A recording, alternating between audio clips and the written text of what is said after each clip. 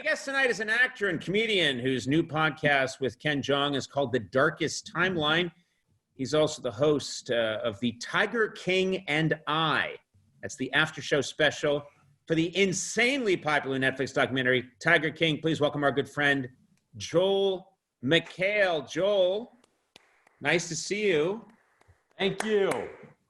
You look like DJ Jazzy Jeff. You've got Thank you.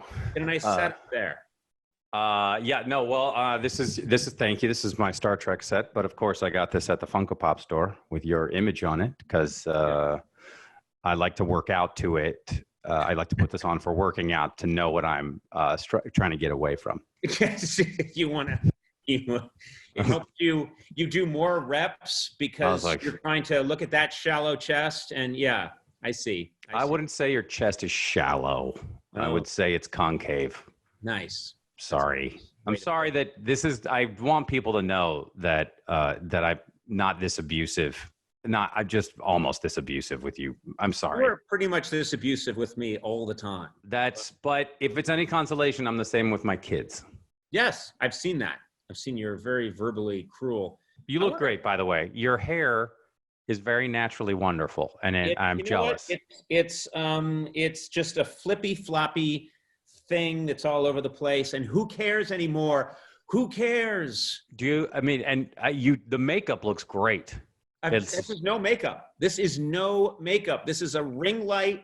And look, if I got closer, I won't. It's too frightening. Oh, I thought you were like doing a bit like a kabuki thing. No, this is my actual skin tone. It is? Yes. Wow, that's incredible. How did your people survive to this time? I mean, how did you get here? Most of them didn't, actually. And they took one step outside that hut in Ireland and just burst into flame? No, I'm probably built for quarantine. Really shouldn't be outside. Okay, let's say if there was an apocalypse and you and I, for some reason, somehow we wound up together, we're separated from our families, but we have to be on the run. But we're here in Southern California, and all we have is our clothes, but we do not have sunscreen. What would we do? I would be dead in 2 hours. We could only travel at night. You'd do better than me. I think you have a little dark Irish in you. You would smell what you thought was cooking pork. You'd look over and you'd see a little smoldering smudge with a little bit of tuft of orange hair. And then you would taste it for the nutrients, and then you would run 60 miles and find shelter. Okay. That's it. So you're going to be fine. We have much to talk about. Yes. We have been busy. Tiger King and I. Yeah. This is a major phenomenon. The Tiger King is massive. I think it's one of the biggest documentary explosions in certainly recent memory. It's been a gusher for Netflix. Then they decided to do a show talking about that show and interviewing some of the people from the show, and you get to host it. That's fantastic. How did this happen? Well, I don't know. I think Ted Sarandos, who runs Netflix, lost a bet of some sort. No, it was Ted Sarandos. I worked for Netflix a couple times, and I had a show on there at one point, and he was just very nice and asked me if I would do it. And to which I did, I looked like was a Lucy sketch saying yes. And I liked the series, and to be, to just have a tiny little part in it and interview some of these people was really fun. And then people gave me such shit for asking if Joe Exotic should be in jail. Right. And I was like, that doesn't seem like a real hard-hitting gotcha question. They thought that was a rude question? They were like, how dare you? How dare you? And I was like, 19 felonies? Animal abuse? And it was a weird thing because I think people see them as characters and not necessarily as human beings. One of the questions I had for you was, you actually getting to talk to these people and be around them a lot. Do you find yourself starting to empathize with them a little bit to the point that you think, hey, I've got a little property. I could own a tiger. Do you see yourself going that way in the near future? Yes, I only want like tigers that are 2.5 years old. I want them to be full grown, young, and very dangerous, and let them out anywhere, really. I mean, why not? You know what? I want to be the guy in LA who has incredibly old tigers, like tigers that they've lost their teeth. They're about, I don't know how long a tiger lives, but they're like in their late 60s, and they've lost chunks of hair. I would go to this zoo. They sit around my house all day long, and we feed them soup. Those are the tigers I want. That zoo would be popular, I think. Could you imagine, like, the tour guide just going, well, that's Benny, and well, he's still asleep. He's been sleeping for 15 hours, and then also no danger. And the big thing about that zoo in Tiger King is they're constantly having to feed them massive amounts of protein. Anytime I'd go to them with a bowl of soup, the tiger would be like, I'm good for now. I'm good. I'm a little nauseous. And I'll be like, all right, let me know. And I'll let you know. Then you come back, he's like, it's your favorite. It's the soft noodles. You've been doing some promotion, and I want you to explain this. Okay. This went viral online. This is you promoting the show. And is that your body? And then I believe looks like you've shaved your lower area and written Netflix down towards the. Yeah, I shave my entire body twice a day because it grows so fast. Yeah, I'm sorry. Look. What is that? What do you? This is pornography. How dare you? Some people like to promote their shows, and I've heard. And so look, you've been on television since 1955 when you took over for Steve Allen. Yeah. And this is my one shot. And so does cut to me at 8 o'clock or 9 o'clock in a bathroom trying to write Netflix on my stomach. You did this? You wrote this yourself? I did. That's impressive. I shot that alone in a room like a serial killer. And I felt very much like it was Silence of the Lambs. And then the next day, my kids saw me with my shirt off, and it said Netflix still because I was proud. And they didn't even say anything. Yeah.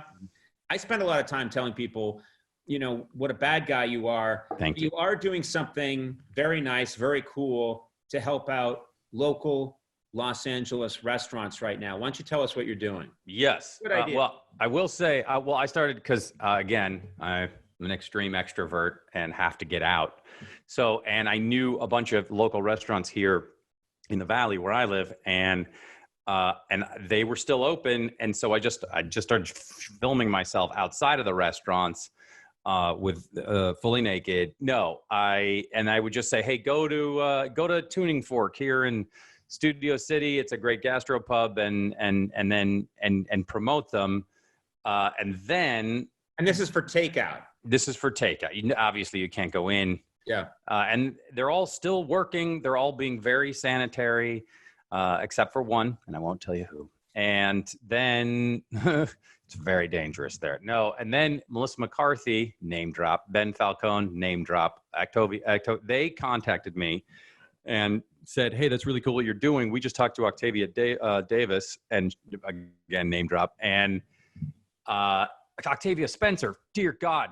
Sorry, Octavia Spencer. What a asshole. Okay, anyway, they were like, she has been feeding hospitals by buying meals, and we should combine powers and get money from those independent restaurants, or get food from there, pay those restaurants, and then serve hospital staffs who are obviously overworked. And so then we were trying to start a free, a nonprofit, and then we heard about this thing called Frontline Foods, which they've already got a huge infrastructure. They're already doing it, and we just kind of joined forces with them, and that's why I'm talking about it now. And they're in many cities, and so there are so many independent businesses that are going to go down. I know. Even with government help, which is great, but there are so many people are going to lose their jobs, and they're not paying rent right now, which is great. But soon as this is over, they're going to be on the hook for it. So anything anybody can do out there to support your local restaurants or any local business like that, you definitely should. Conan, you should definitely have another bust of like one of the Roosevelts. Maybe put in FDR there. You know, you could. I've been doing my part. I've been going to hospitals and shouting monologue jokes through the open windows. I've been arrested 6 times. Apparently, that was a terrible idea. Well, but it's not really giving back. I thought it was. I heard that laughter was the best medicine, so that's what I did. And then it turned out that it's a terrible idea. The jokes weren't good. My delivery was off. Even after 5 times, you thought, I'm going to do it again. I'm going to try again. I'm tenacious when it comes to giving. Okay. Well, you should support your local independently owned businesses. I think that's a better way to go. Yeah. Don't do what I was doing. Do you have any of my knives near you?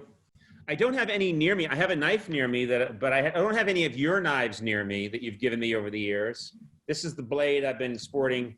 This is it's nice. I just like the That is nice. Two-tone, not an expensive knife. Just got it online. You should have called me. I would have sent you some. What? You're always giving me knives. It's it's what I want to do. It's my job. I know, but the problem is sometimes people find the knives you give me and they get disturbed. Like for Christmas, you gave me a pair of brass knuckles. Yes. They're on my desk and people have picked them up and they go like, what is this? And I go, oh, those are brass knuckles. And they think I'm a pimp in my spare time.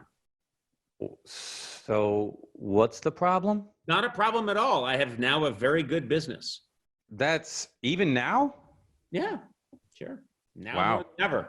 Now more than ever. People long to be touched. When is the last time you punched someone? Let's see. What's today? Today's